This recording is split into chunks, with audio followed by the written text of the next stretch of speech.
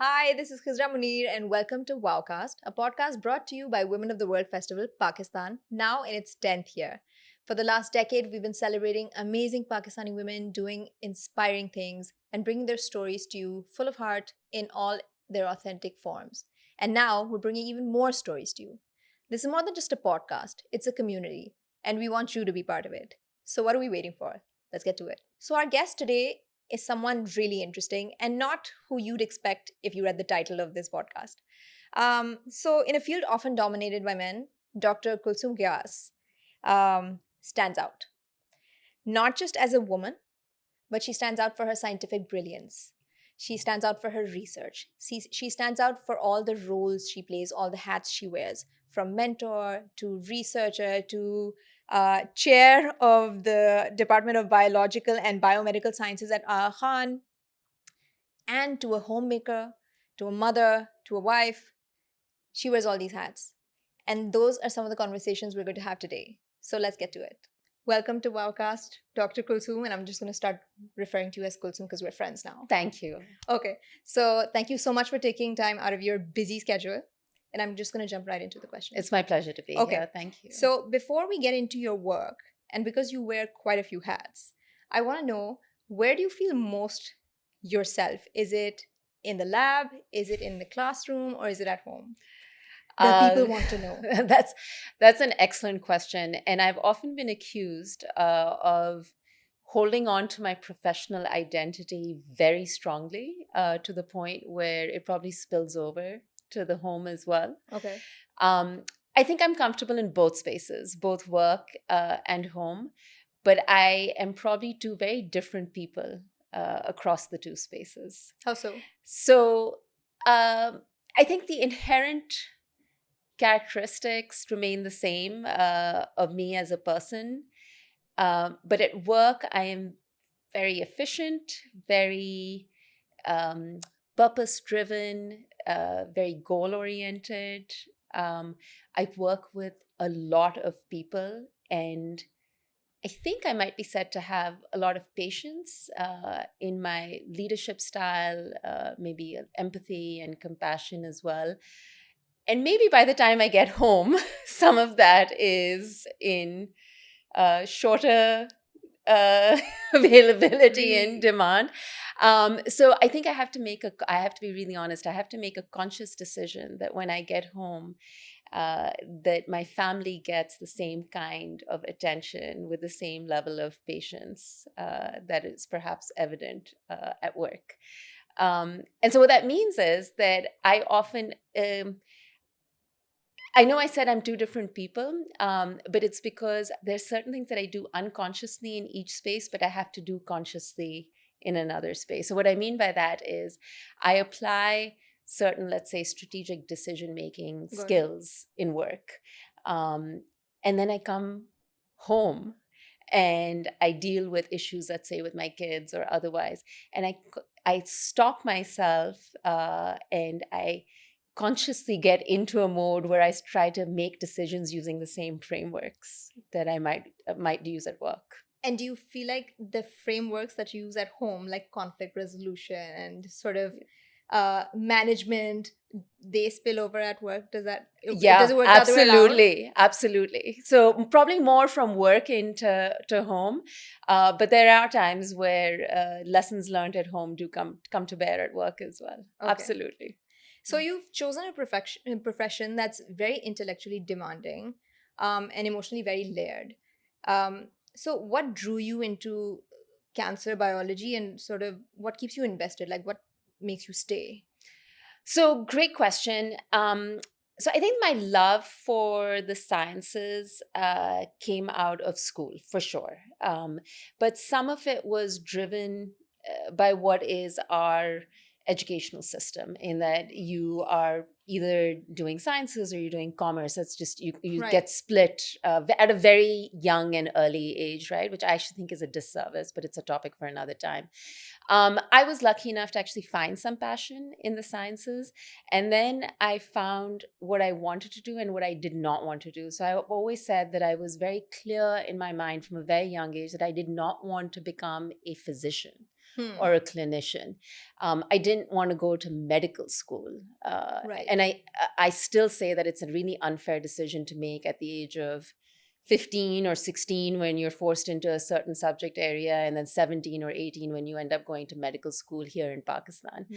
So I knew I didn't want to do medicine. I had the great privilege of going to a liberal arts college for an undergraduate degree, where my love for the sciences continued. I took courses that were sciences, but I did a lot of other stuff. And I've said this to others recently and on many fora. I did everything from study languages like Farsi, because I wanted to study Ghalib ki shairi in Farsi. And I studied Italian, and then I spent a semester in Florence studying Italian literature. So that happened kind of side by side. But the passion for sciences remained. So when I was done with an undergraduate degree, I worked in a laboratory for a year. The details are gruesome. I worked with mice. There were many heads that were decapitated and tails that were lost, but all for a very good cause. And then I went on to do my PhD in cancer biology. And when I chose that field, it was because, and it still remains, a disease that really impacts all of us on a personal level. The statistics are that 1 in 3 of us are going to get cancer. And so if you look around a room and you see 6 people, 2 of you are going to get cancer. Oh, that's very sobering. I just did Yeah. And 1 in 5 of us are actually going to die of it. So it's a disease that has a huge burden in around the world. And it's a disease that's been around for centuries. So it's not a disease that is new. There are very interesting stories about when it was initially recorded and how far back it goes. But it's certainly a disease that in the current age, is perhaps when we can find the quote unquote cure. So we can prevent it from happening, or we can catch it early enough. So that passion was nurtured very early on in my educational career when I did my PhD. And you rightly pointed out that, so things like teaching and other stuff came in. But that fundamental curiosity about the disease, but the drive to help those, to help stop what is really something that impacts so many around the world, but impacts our population in some ways disproportionately, because we don't get to study our population and the disease in our population. It's of course not studied in other parts of the world. Right. We're the only ones who can study the disease in our own population, and therefore perhaps bring about additional knowledge that can come to bear in the prevention and curing of that disease in our own population is something that only we can do. Others can't do it for us. So that continues to drive me. And so when you say that we can only we have that advantage of being able to see it in our own population, can you elaborate on that? I can. So cancer is a disease that you would think it should be the same, right? In whether it's in one human or another. But that's not true. Cancer is driven by genetics, and it is driven by the environment. Even how we process, one population process drugs is different from how another population may process drugs. It has to do with without getting too technical, with our specific molecular makeup, which is based on what is our genetic background.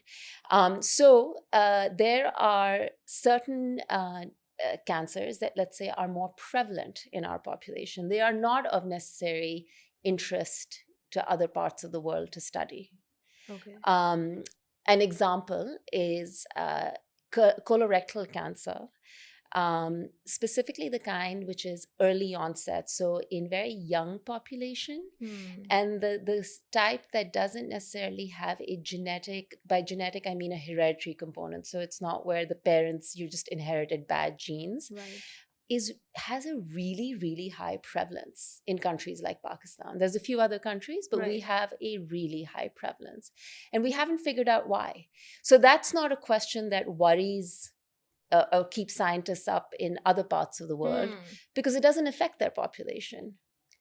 Got it. So it's a question that So is it's very like it's specific to us. it's a question that's unique to us, and it's a question that we should answer for ourselves. And there's many other examples like that. There's So cancer because breast it's one of the most cancer, prevalent in yeah. So Pakistan. or take head and neck cancers, in which we're talking about cancers of the oral cavity. In the rest of the world, it's oftentimes, not always, but oftentimes due to a virus, the human papilloma virus, and it has a really good prognosis actually if you have an HPV positive disease. In our population, it's the pan and gutka and home brewed alcohol and all sorts of stuff which is why we have a really high prevalence of head and neck cancers. So to understand it in our population, both the mechanisms of the disease and then how we might go towards diagnosing it earlier or curing it better or treating it better, that's I think what drives me. So if you're coming back to your original question, like it keeps me up at night. It keeps you driven also. Yeah. So I'm going to go a bit rogue from like my regular line of Sure. questioning. You're in this leadership role and in sort of like a space where it's a very heavy space, even in the medical space. And as a woman and someone who's not sort of like, my perception of you would have been someone who's older and more. I'm probably older than you think I am. It doesn't matter. But if I don't think you look old, I'm flattered. do you struggle to get people to take you seriously? I'm reminded of once a student. So I've been at the Aga Khan University for over 17 years. Okay. And I'm reminded of this time where there was a student, he was in our MBBS program, so becoming a physician. And he had some struggles in those 5 years, both academically and otherwise. And I ended up spending a lot of time just mentoring him and in general providing counseling and guidance. And then the day that he graduated, I met his mother. And it was a real honor to meet her. And she looked at me and she kind of stopped short in her tracks and she said, आप doctor Kulsum है मैं तो कोई बड़ी मुतबर्रक खातून का इंतजार कर रही थी. That is like a more formal version of what I just said. Yeah, so like, that's not what I was expecting. So maybe it's my name, definitely maybe an older person's name. But no, to answer your question, medicine has been the field of health and medicine, even in Pakistan, I think has been one of the great equalizers. And what I mean by that is that it was always one of those respected professions for women to go into, right? Yeah. And we have tremendous examples. So I'm definitely not someone who broke the glass ceiling. That was done well before. Sure. And I think the work environment that I've been particularly privileged to work in, there has never been a need to prove myself because I'm a woman or to be heard specifically. I'm very grateful to that. And I think the credit for that certainly goes to other women in the field who have set the stage for all of us to be taken seriously, but also to the men who have seen us as equals in that space. So when I look around, and it doesn't happen all over, but when I look around a typical meeting room with a bunch of academic leaders where I work, it's half and half. I'm not the only woman in the room by a long stretch. There are many, many voices there that have been there before. So I think I never had to prove myself specifically in that space.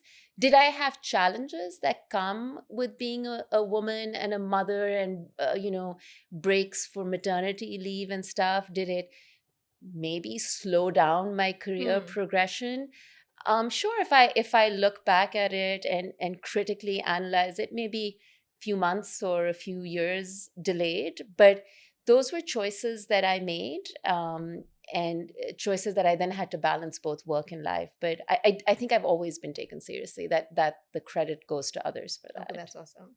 Yeah. So again, going back to all the hats that you wear, it sounds like there's no like switch off in between the different roles. Yeah. So how do you recharge? So again, some conscious decisions there, and this has come with, I don't know, wisdom or just experience of having done this for enough time. Um, I now consciously try to switch off at the end of the day. So what I mean by that is, um, I may still check my email, but I will stop myself from responding unless Yeah. it's like super Setting those urgent. boundaries. Yeah. So setting those boundaries for myself. I will make sure that it means that I have to really, really work like crazy during the week, but weekends really do mean that I can be with my daughters. Um, or my parents for that matter, wherever. And I'm not saying that that happens all the time, because if they listen to this, they'll remind me of the Saturday that I was at work or Yeah. otherwise. But overall, on the balance, yeah, there have been, I will create those kinds of boundaries. A few years ago, I decided for my birthday, which I share with Ghalib, by the way, speaking of, uh, that I would start doing something for myself every year. So it's at the end of year, December 27. It kind of ties up with New Year's resolutions. But I started saying that I would do something for my mind, body, and soul. Right. So when you talk about recharging, you often forget like body. So you're Hmm. not getting, healthy exercise or things like that. So I'm now really trying to make sure that I make an effort to do something. So I recently took up paddle, for example. Okay. I know everybody is, but I decided to do it too. So that's kind of recharging the body. For my mind, I've been trying to do like, keep it fresh. So it's not just reading a book, but like actually taking courses or things that will upskill myself in some way. Right. And then for my soul, I've started going on vacations by myself. By yourself. Yeah, it's the more, I mean, if I can advocate that, that would be like 3 days just by myself. I think I'm at a point in my life where I'm happy spending time with myself, but 3 days by myself, I can totally recharge and come back and And give there's no more. resistance from home. Like, we want to go to. There may be voices, but they get a different vacation. Got it. Got Yeah. it. So, Okay, so I'm gonna sandwich like a lighter question in between sure. all of these. So if your students were to watch this podcast, what would be one thing they'd be really surprised to hear the about Kulsoom and not Dr. Kulsoom? Oh, wow. I think I'm gonna have to think about that.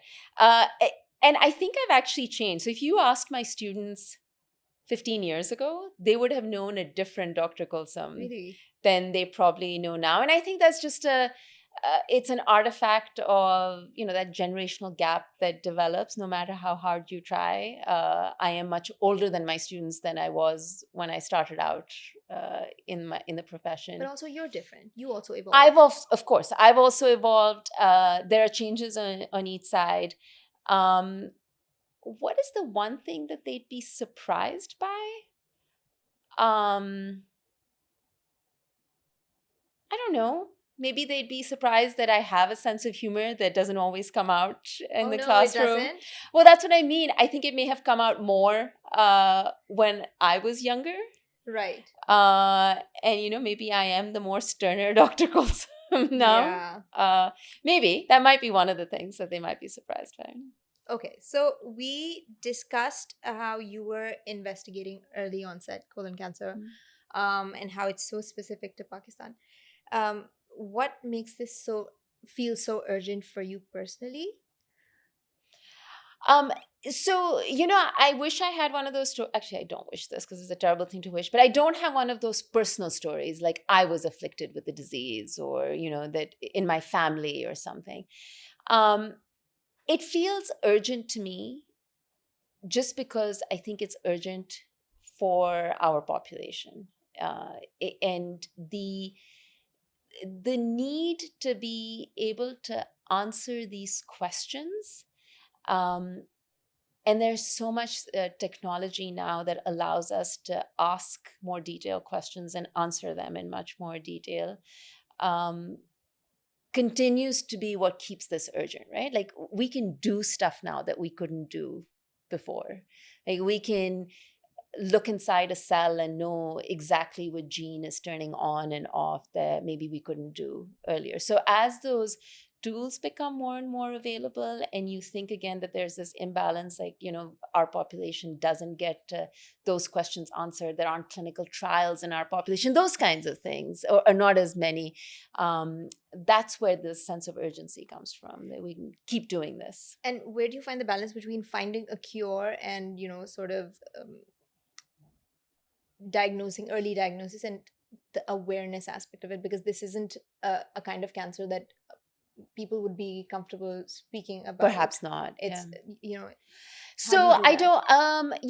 don't, programmatically, we kind of study the gamut. We study, well, are there ways to detect it earlier, less invasively? Are there ways that once it's detected, we can treat it so that it doesn't become resistant to treatments?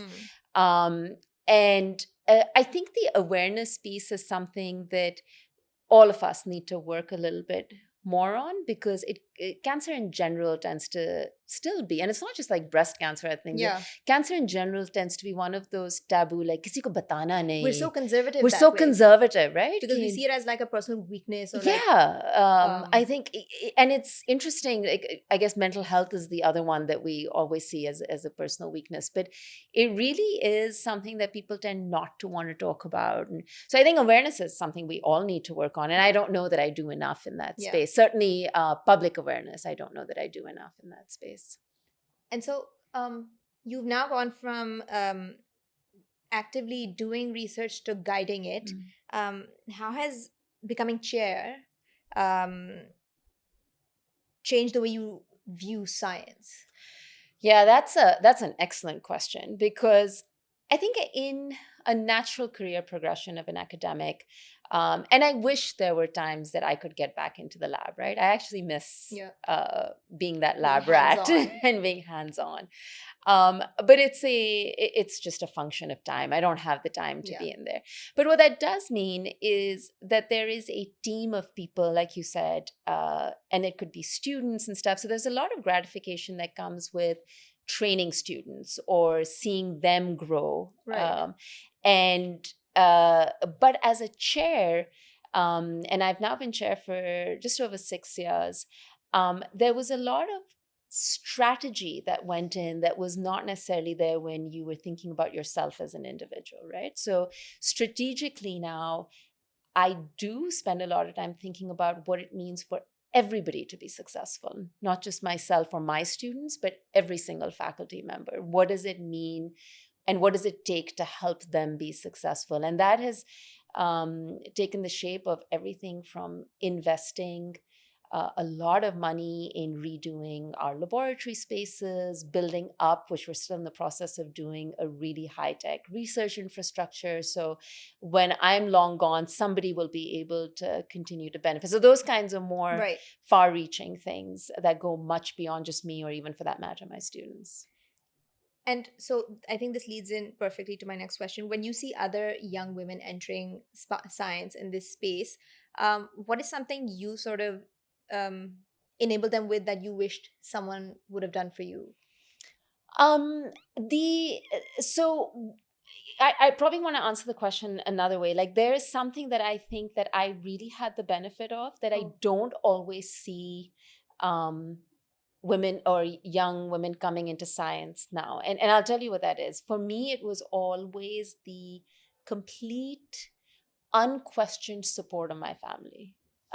Whether it was my parents or my husband, and for that matter, my kids, who really, with both of them, I took my 12 weeks of maternity leave, and that was it, right? I was back at work. So everybody had made sacrifices around me. And now when I see a lot of young women, they don't necessarily have that support. What is the shift? I don't know. I don't know that if I was just blessed and I was really, really lucky, and maybe I was the exception and this is the norm.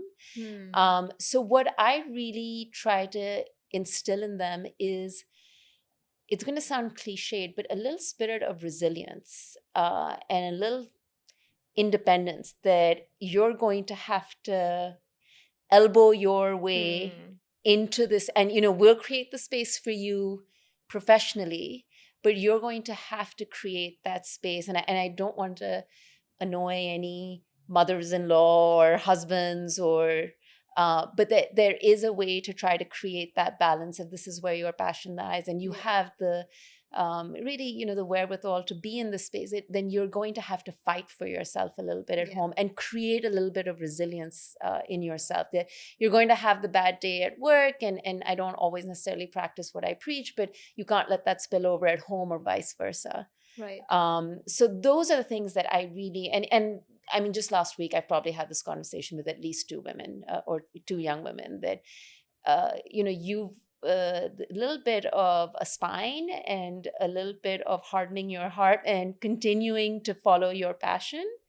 You'll have to, all that noise that comes from being a woman, you have to find your own and way. reminding them that they got this far. Yeah. It's not easy. So that's a lot of conversations are around that they've gotten this far, that there are examples of women who've gone a lot further, and that everybody has struggled in their own way. And how have they kind of gotten up the next morning and continued to do the work? And where do you find that? And you've used the word, like, where do you find that drive? Where do you find, that passion and stuff? So trying to keep them motivated, I guess. Yeah. Because I do find in several, definitely resilience is something that needs to be shored up. So, you're constantly in this role of being a teacher, a mentor, a guide.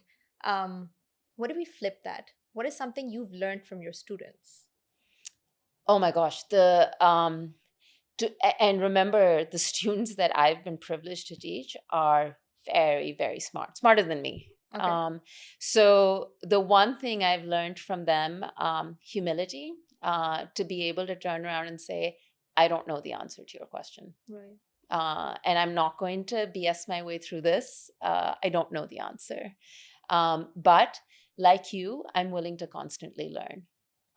So I have continuously, and other things, like I've learned from my students these days, like, things on the internet that I didn't know existed, or like AI tools that, I mean, honestly, on that level, I'm learning from them every day.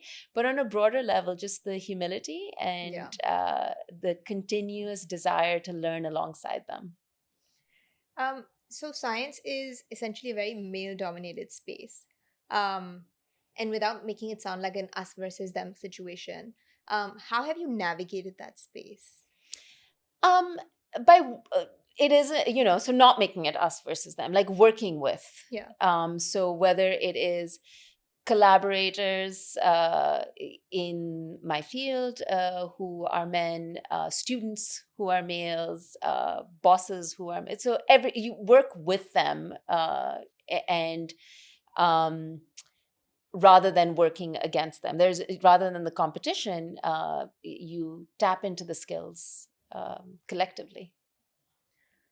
And in terms of the woman experience, and there are some traits that are very us. What do women bring to science from from a gender perspective?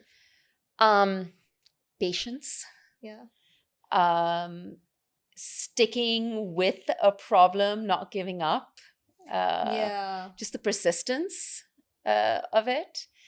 Maybe some creativity.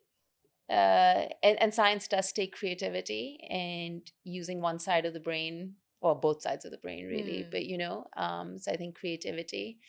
I think that's perhaps been outside of the science role, the role as a leader or the role as a mentor. I think compassion and empathy for others. Also, like brilliant problem-solving skills. So I think that's what I meant by just the persistent and stuff. Like problem solving, because you're always like, there's always some jugaad that you're looking for, and because I think we get thrown into this and then problem role solving, where like we have to figure stuff out on our own. For sure. Okay. So research can be a very slow process. It requires a lot of patience. and it's unpredictable and sometimes disheartening. Um, was there ever a time that you felt stuck? Like, what am I doing here? Why am I doing this? Yeah, so many. And I think uh, do you have a science background or a research background? I tried science because I was one of those kids who was like told I was going to be a doctor. Thankfully, I Rather. convinced my brother he wanted to be a doctor. No, because you've described it so perfectly, right? Okay. So, from outside looking in, and you watch silly TV shows, maybe it seems Yeah. really fast paced, and that virus outbreak, which I mean, we've lived through that too, but science is slow and plodding, and there's so many setbacks. And so you've described it perfectly, which why I had to ask you that. There have been many times, right? So I once wrote a grant, and that's the other thing. You write grants, sometimes they don't get accepted. More than half the time, they don't get accepted. Papers. And then you have to wait for money, and then the money comes in, and you try to do the work, and then you have to write papers. It's a laborious process.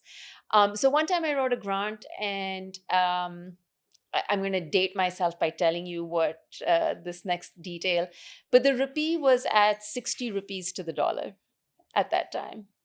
And by the time the money came in and the grant was actually funded, it was like at 150. Okay. Right? Okay. So my budget went out the window. So talking about skills, women who managed to do this problem solving, squeezing that last drop out of a budget. Yeah. Right? Yeah. And to be creative and do With- it that way. Another time, I wanted to order something which was going to allow surgical specimens to leave the operating theater right at the patient's bedside and be brought immediately to the lab. So this is an actual tumor sample, let's say, that has been cut out of a patient. It's going to be discarded anyway, and what we needed for that to ensure the stability of all the molecules that are in a tissue sample was essentially something that you can put really, really cold temperatures, so liquid nitrogen or dry ice or something like that. So it ended up being like this double barrel steel vessel, almost like the kind that we use to keep our water cold now. Like a thermos? Essentially like a thermos, but like a double barrel thermos. So I tried to order one because you have to order them off of. And the answer was no, because it was coming from outside of Pakistan, and the company decided that it was something that could be weaponized, and they would not send it to Pakistan.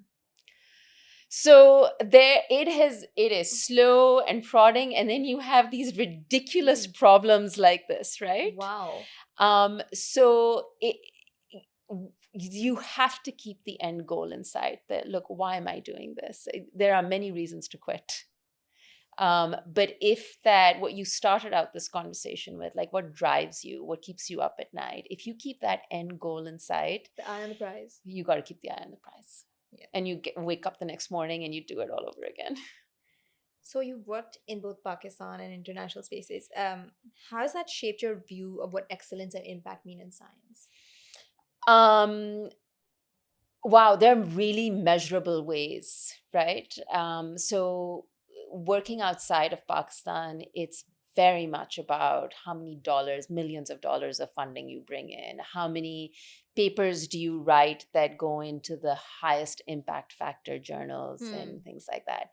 And so you do bring some of that, of course, back, but you temper it with the realization that in all the jugaad and the problem solving stuff, you don't lose sight of quality. At no point do you compromise on quality. At no point do you compromise on research integrity at all, on ethics of research. But the dollars are fewer and the papers may be more far apart than they were. So I think that what I would bring from my other experiences is that kind of commitment to quality and just research integrity. Whatever you do, it still has to be absolutely kosher. What is one myth you would like to dispel about women in science? that were all Muttabar Khatun. That Coming back to that. coming back to that. No, there were that it is a boring, dull, dreary thing. It's exciting. It's and it's something that can be done. You don't have. It's not one of those. Uh, gendered professions. Anybody can do it. Yeah. So yeah, I think it may be a myth that it's only for one gender, but that's definitely not true. So if we were to be in like a parallel universe right now, what would you be doing? Wow. This comes at a really opportune time. There are two things I've always wanted to do. Okay. One is to be a civil engineer and build a bridge, just one bridge. I'm happy to just build one bridge and call it my life's work. Really? I have a slight obsession with bridges. My family knows this. When we go on vacations, they're always like, should we drive over this bridge? Do you want to take a picture of this bridge? The other thing from a very young age, and it's not just because of the events of the past few days, is I always wanted to be an Air Force pilot. Really? Yeah, always. And I think this goes back to like Top Gun, the first one coming out when I was actually a kid. Neither of these choices is an easy study. No, You realize I that, don't like, have any desire. It doesn't have to be easy. You just want to study a lot. Yes, that's one of the reasons I did my PhD. Yeah. Because I didn't want to start work immediately like, after. You have two options to like chill out, but No. you still choose like. No, I would happily do either of these two things. Okay, so being a woman in science and being in this space, do you feel like to be taken seriously, you have to compromise on some of the fun parts of being a woman, like wanting to dress up for work or wanting to like, today I feel like getting a blow drying with work, like those things. So I wear saris to work sometimes. Really? But I can't wear them the days that I'm going to be in the lab. 6 yards of fabric is just too much from a safety perspective to be dragging around in a lab.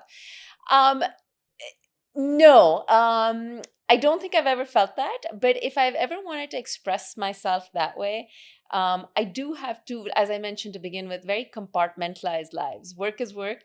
And then home is fun, can be fun. Or work is also fun. That's not to say that it's not. Okay. But, most of the dressing up and that can happen in other spaces.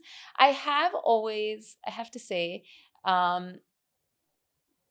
nobody's ever said don't dress a certain way at work. Again, I think I have that very privileged environment that I work in. But I think it's always been with within the bounds of professionalism and what seems appropriate. Okay. Yeah. And how does Kulsoom treat herself? Like, does she go get like a mani-pedi? No, she goes on vacations by herself. But that's like once a year. Well, it can sometimes be more than once a year. I treat myself just, lay back, good book is that's like some Netflix, binge on Netflix every once in a while. I watch like true crime documentaries. Yeah. I've done Law and Order, all of them. So no, good book, or really just some time spent with close friends, like not the big scene, but show up in pajamas and we'll just meet the girl gang. Just meet the girl gang. That's absolutely. what I wanted to hear. Yeah, absolutely. Okay, Kulsoom, this has been an amazing conversation. And I'm so glad like I probed deeper into like finding out what Kulsoom likes and what Dr. Kulsoom would not tell you. Thank you so much. Thank you so much for joining us on Wowcast. Thank you. This was amazing. Thank you so much for taking time out of your busy schedule. It's been a I pleasure. Appreciate it. Thank you so much. Thank you so much for joining us on Wowcast. We will soon come up with another conversation with an amazing Pakistani woman. Thank you.